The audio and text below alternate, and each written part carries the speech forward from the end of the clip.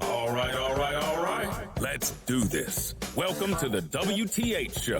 What's that mean? What the hell?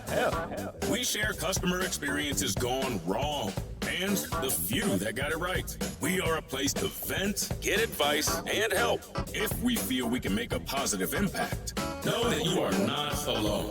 If you or someone you know had a problem with a business and want to be on the show, please go to WTHshow.com. Then click on Start Here.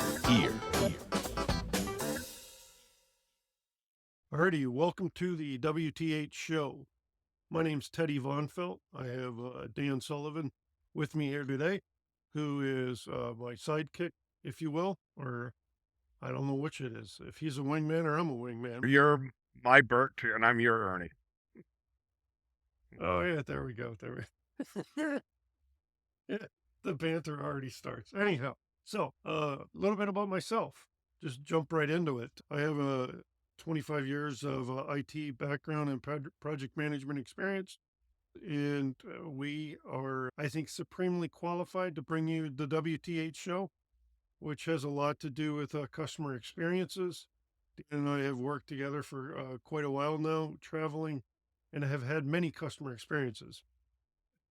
Frankly, that just qualifies me to bring you guys a show with Dan.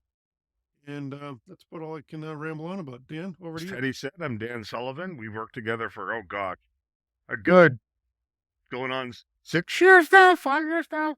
Spent many, many years in supply chain, really dealing with systems.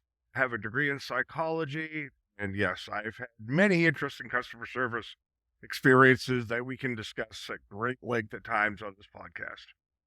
Teddy? And if there's one thing that Dan and I are good at is the banter and filling We need dead to air. keep things light. All right, moving on to what's this podcast about? Customer experiences gone wrong and the ones that got it right. And to give you a little bit of insight to that is and I'm going to share an experience here in a couple minutes. There's experiences that went wrong and then they made it right. So there's going to be that mix back and forth either way. Our target audience are consumers that have had positive and negative customer experiences, which I already alluded to. Show type is interview cast, where we continuously bring people on the show, anywhere from a consumer that we call a contributor to people that will advise or experts, whatever word you want to use for that. So what we're about is we are about bringing a group thought process to this. Everybody's had bad customer service experiences. Everybody's had good customer service experiences. We want people to understand that they're not alone. We want people to understand they have a voice. And we want people to be able to take away the fact that we are here to help you.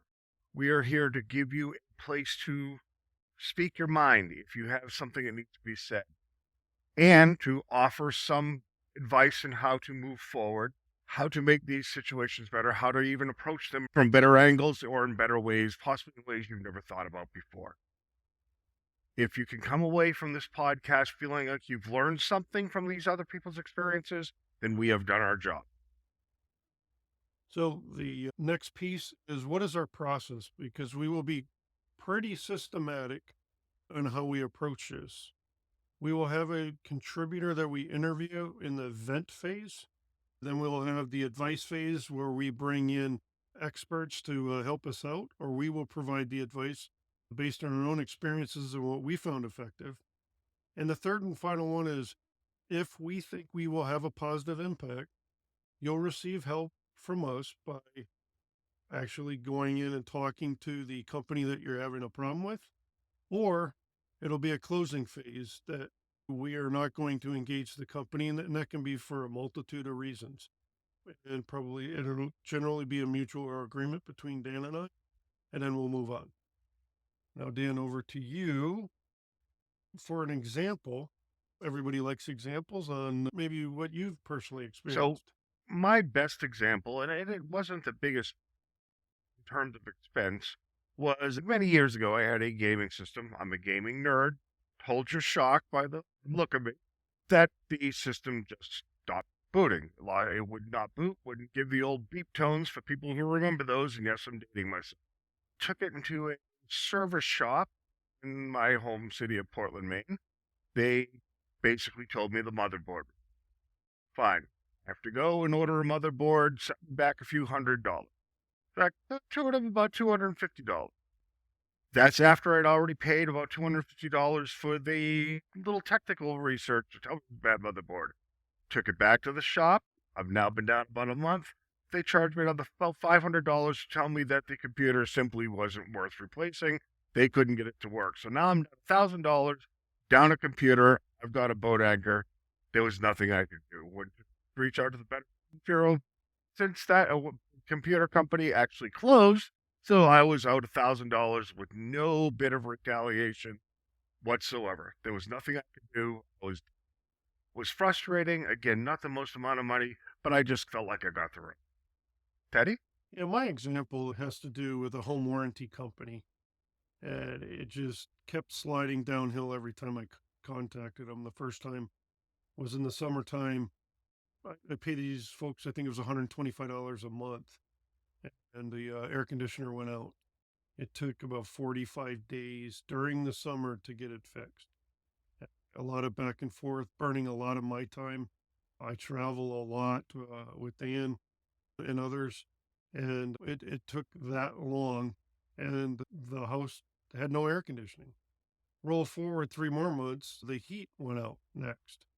And that took from October 20th all the way until the end of January to get it fixed, keeping in mind there's no heat in the house.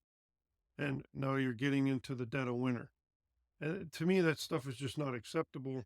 The amount of hours I put into this chasing folks at the warranty company was north of 100 hours, and that is no exaggeration. Crazy. The other part is the folks they brought to the table, meaning to fix it, were clearly, I'm going to say it, I hate to say this word, fraudulent. They want to charge me $2,200 to make changes because the building codes changed. We finally changed to another contractor. Those building code changes came to $400. Thankfully, we got that piece done, but it took a lot of my time, and we saved ourselves. Needless to say, I would not recommend that warranty company. And 2, I quickly then use them again. I didn't go forward with them after 2 months after that. So that's our examples. We're going to have many more for you that we'll put tidbits in there as we go. Well, we're moving to now, Dan, if you'll speak to it, the upcoming episodes that we have lined up. So the upcoming episodes, again, our approach is going to be to bring in people who've had bad experiences or good experiences. Don't want this to be only bad. We have a peer of ours named Scott Miners. Scott has had a very frustrating series of issues with a Dodge truck that he bought 3 years ago, basically having a mechanical issue that quite honestly the dealership is struggling to run down and is probably way overcharging to fix, to the point where they fixed it, he drove down the road and it died again. So his story will be quite interesting to tell, to really dive into. The next one will be Ryan Alves. Ryan is definitely a peer of ours.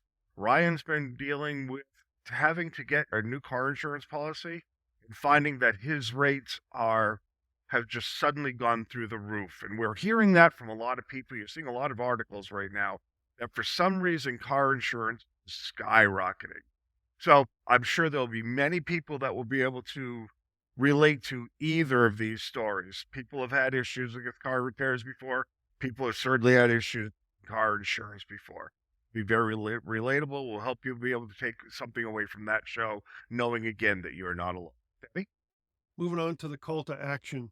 We'd like to request you to follow the show so you get the latest notifications when we have new interviews as well as updates.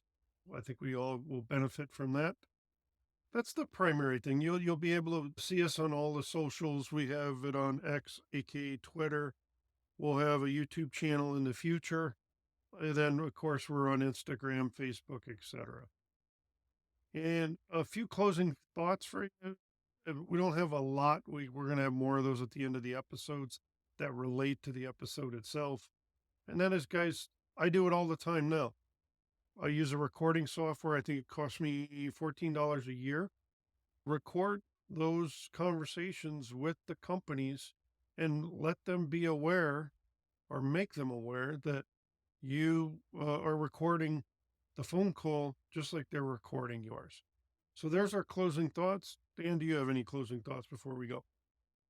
Looking forward to really getting this thing going. It's been a long time coming. We know that people have stories to share. We're ready for you to have a place to share those stories. Let's get it rolling. Alrighty. Thank you, folks, and we'll see you at the next episode. Have a good night. Take care. Bye-bye.